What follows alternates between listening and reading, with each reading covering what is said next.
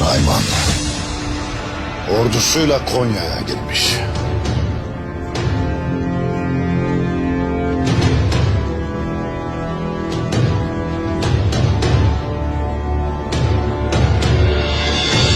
Nayman evvel orada soluklanacak.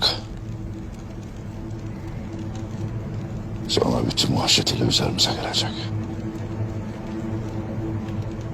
Osman Bey, ordu kaç kişiden oluşur? Çokları yok ettiğimiz vardır. Yaklaşık 40.000.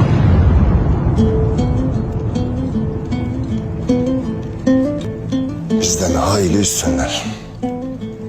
Çare yok mudur beyim? Yok. Çare elbet vardır. Biz çaresizlerin çaresine sırtımızı dayamışız. Evet, cengimiz aynıdır. Ama bizim onlardan bir farkımız var.